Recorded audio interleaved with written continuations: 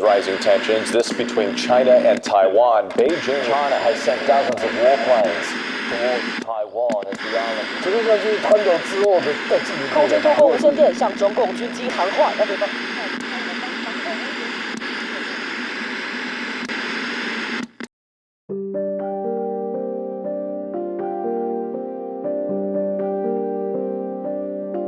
Look at any Western news outlet, and it seems as if war between Taiwan and China might break out at any moment. Despite this, people throughout the island calmly go about their lives as normal. For the Taiwanese, the latest blockage or missile test is merely another show of force, something China has been doing in some form or another for the past 70 years. 战争威胁是真实的，可是台湾却70年来保持了一个实际上军事武力没有被实际侵犯的状态。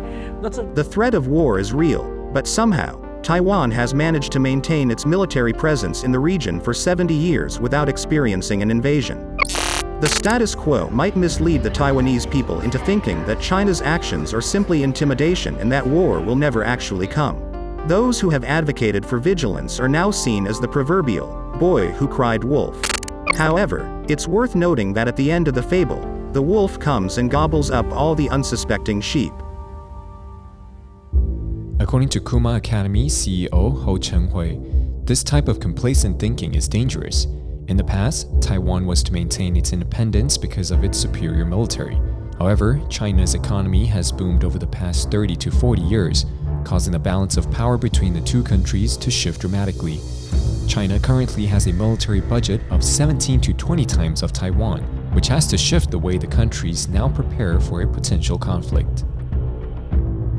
华府在台海的政策基本上就是保持一个战略上的平衡。The basic policy of Washington towards Taiwan and China is to maintain strategic balance. The U.S. will have no choice but to strengthen its relationship with Taiwan if Beijing takes any further military action. The primary purpose of this strategic balance is to deter Beijing from any additional aggression. Many people point to the U.S. as a balancing force in the region. According to senior military journalist Wu Mingjie, the more aggressive China gets, the more U.S. asserts its willingness to defend Taiwan. Since Nancy Pelosi visited Taiwan last August, President Biden has repeatedly stated that U.S. troops would come to Taiwan's aid during an invasion. Despite this, many experts in Taiwan know that the U.S. regional interest predicates any military support.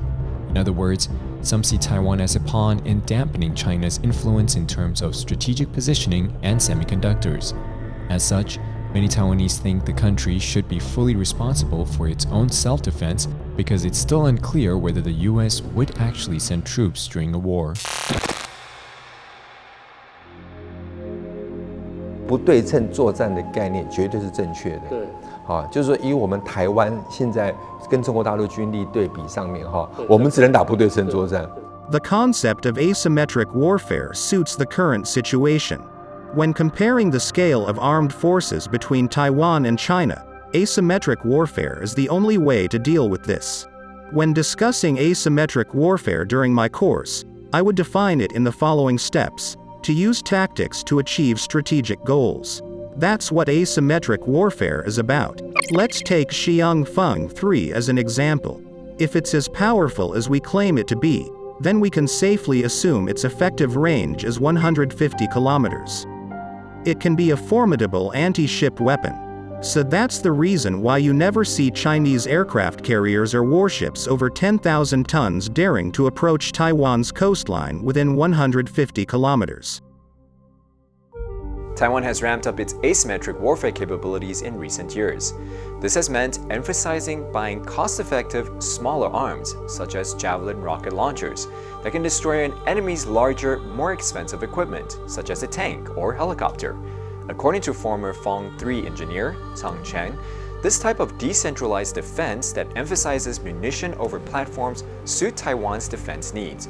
For instance, China could render billions in fighter jets useless by destroying Taiwan's runway during a first strike.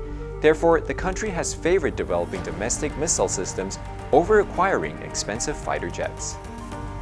的部分，我们看到了军事部门努力的建设，可是对于 We are witnessing certain parts of the military put real effort into hardware, but are we fully prepared when it comes to society's awareness of and determination to face war?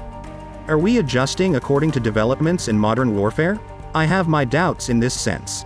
As such, our largest challenge in terms of self-defense is our feeble resolve to engage in an actual armed conflict. According to Ho, adding a layer of homeland defense would also serve as another effective deterrent to a potential invasion. As such, Ho and his colleagues opened the Kuma Academy to train citizens in subjects ranging from the basics of modern warfare to misinformation and first aid and evacuation measures. In a mere few months, the Kuma Academy has trained 3 million Taiwanese to various levels of proficiency in numerous conflict-related topics.